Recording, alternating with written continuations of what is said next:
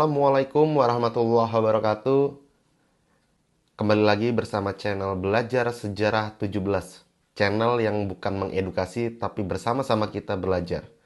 Adalah sebuah channel yang saya buat terkhusus untuk membahas terkait sejarah-sejarah.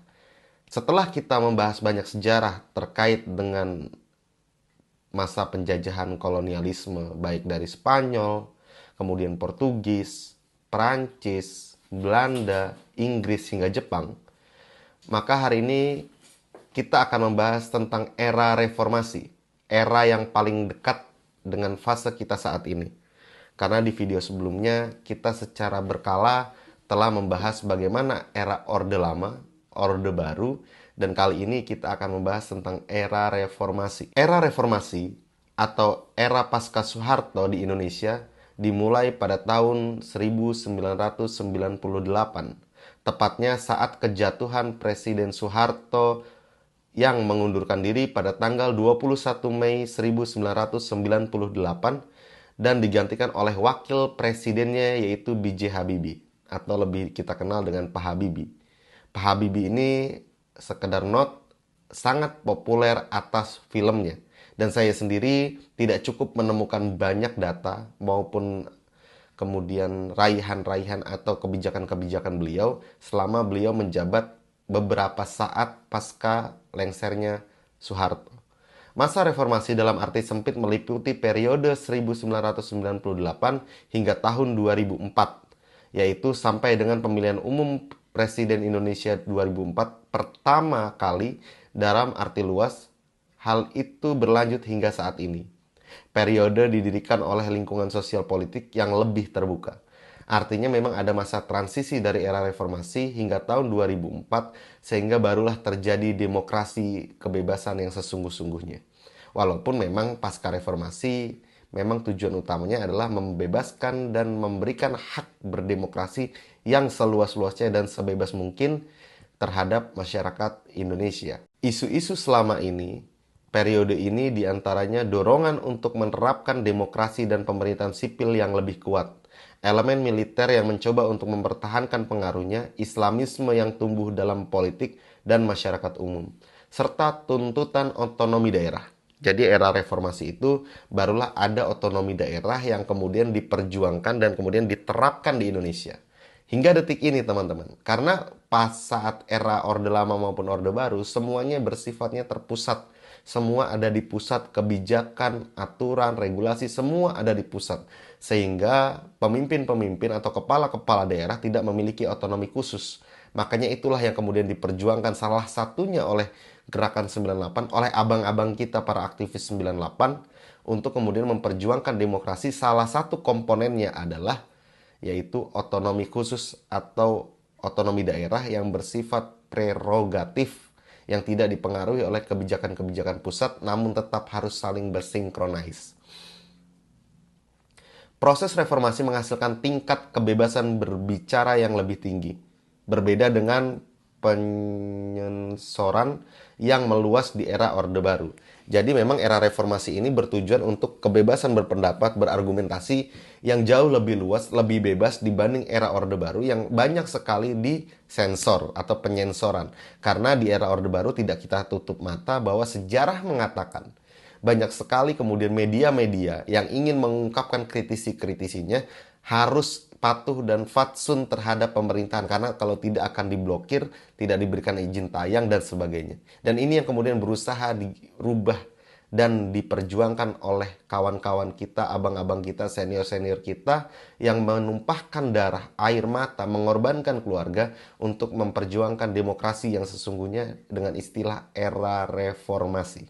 Akibatnya, debat politik menjadi lebih terbuka di media massa dan ekspresi seni makin meningkat.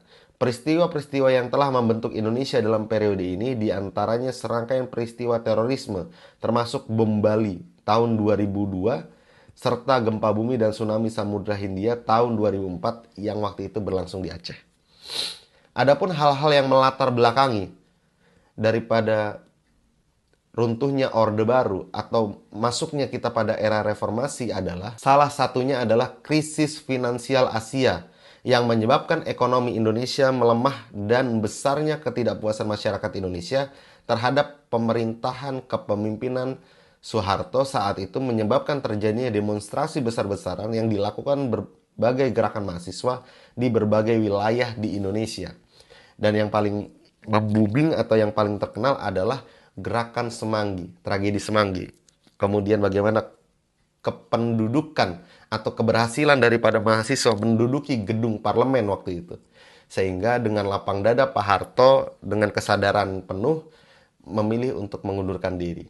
Ini sekedar notes atau sekedar argumentatif saya pribadi personal. Bahwa bisa saja saat itu Pak Harto mengerahkan kekuatan militer yang dia miliki karena basic beliau sebagai Panglima Angkatan Darat untuk kemudian melakukan peredaman atau intimidasi atau pembantaian terhadap aksi-aksi demonstrasi yang dilakukan oleh mahasiswa dan rakyat sipil. Namun, kenapa itu tidak dilakukan? Atas dasar kebesaran hati beliau, atas dasar kebaikan beliau, atas dasar kesadaran beliau, beliau memilih untuk mengundurkan diri. Dan inilah yang kemudian perlu kita apresiasi. Benar Pak Harto banyak memiliki kesalahan.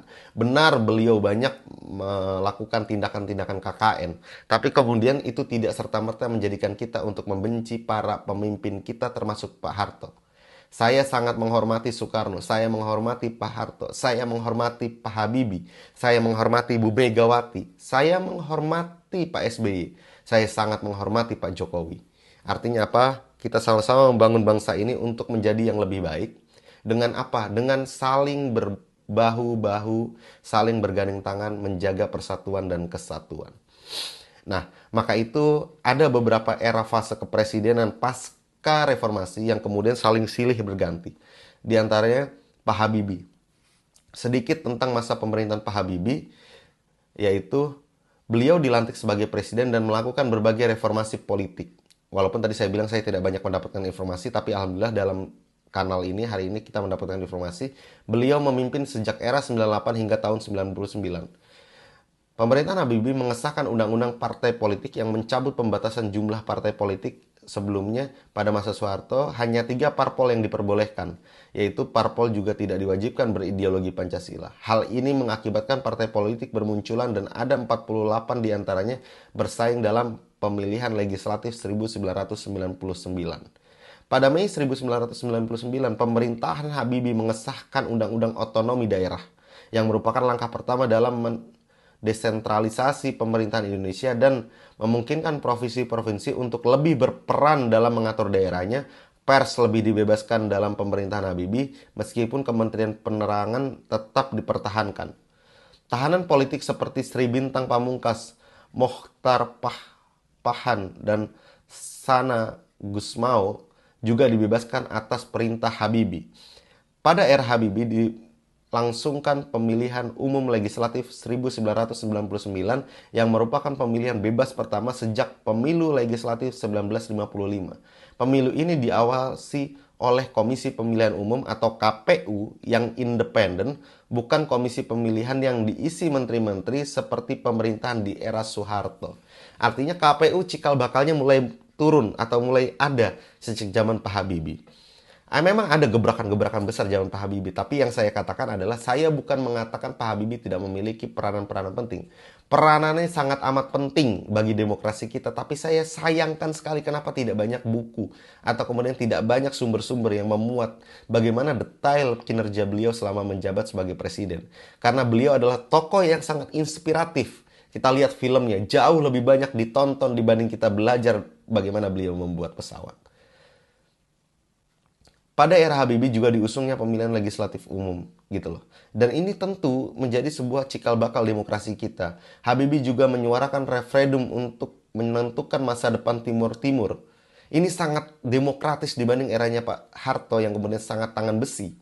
Beliau kemudian tindakan ini mengejutkan banyak orang dan membuat marah beberapa orang. Pada tanggal 30 Agustus penduduk Timur Timur memilih untuk merdeka. Lepasnya provinsi ini merugikan popularitas dan aliansi politik Habibie. Walaupun memang kalau kita mau bicara dari berbagai aspek yang lebih komprehensif, tidak memakai kacamata kuda, apa yang dilakukan oleh Pak Habibie adalah sangat demokratis yang pertama, yang kedua sangat revolusioner.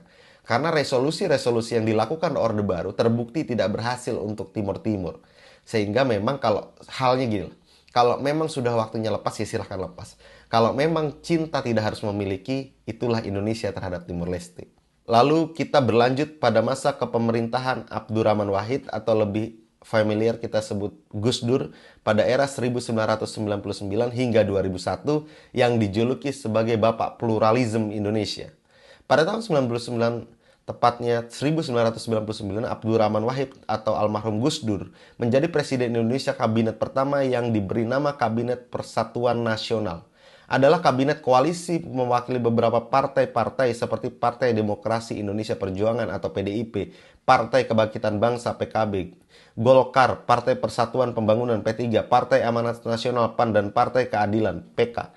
Perwakilan non-partisan dan militer juga ditempatkan dalam kabinet. Salah satu reformasi administrasi negara yang dilakukan Gus Dur adalah penghapusan Kementerian Penerangan, senjata utama Orde Baru, untuk mengendalikan media, dan pembubaran Kementerian Kesejahteraan yang telah menjadi korup ladang bagi Orde Baru. Gus Dur bermaksud memberikan referendum kepada Provinsi Aceh yang saat itu memberontak untuk menentukan model otonomi mereka, alih-alih opsi untuk memerdekakan diri seperti Timur Timur. Gus Dur juga ingin mengambil sikap yang lebih lunak terhadap Aceh dengan menurunkan lebih sedikit personel militer di sana. Dan masih banyak lagi, termasuk hubungan dengan militer yang semakin membaik dan pemakzulan tahun 2000. Nanti kita akan bahas bagaimana era pemakzulan Gus Dur dan bagaimana kemudian era-era setelah Gus Dur seperti Pak SBY, Bu Mega, dan Pak Jokowi dari sudut pandang sejarah dan catatan-catatan data. Namun yang ingin kami sampaikan dan ingin saya sampaikan di sini bahwa kita Indonesia harus kuat. Sejarah bukan untuk kita saling mencaci, sejarah bukan untuk kita saling membenci, sejarah bukan untuk kita saling menghakimi, tapi sejarah adalah untuk kita belajar bersama dan untuk kita mempelajari kehidupan yang akan datang. Kita harus belajar dari sejarah. Bung Karno berulang kali saya kutip pernah mengatakan jas merah. Jangan sekali-sekali melupakan sejarah, karena bangsa yang melupakan sejarahnya adalah bangsa yang akan hilang arah ke depannya. Sejarah harus kita jadikan pembelajaran, jangan diulangi yang buruk, dan tingkatkan yang jauh lebih baik. Terima kasih. Semoga channel ini bisa membantu. Kita harus belajar bersama. Kalau teman-teman punya inspirasi apapun itu, request apapun itu, kolaborasi, silahkan bisa di kolom komentar dan pasti akan saya balas. Yang kedua adalah saya minta untuk like, comment, and subscribe. Kenapa? Karena untuk kita sama-sama semangat dalam belajar, untuk teman-teman sama-sama bisa mengingatkan saya. Karena kembali lagi saya tekankan, channel ini bukan sebagai guru, tapi channel ini sebagai kawan sejawat untuk belajar. Terima kasih, ada kurang lebihnya saya mohon maaf. Assalamualaikum warahmatullahi wabarakatuh.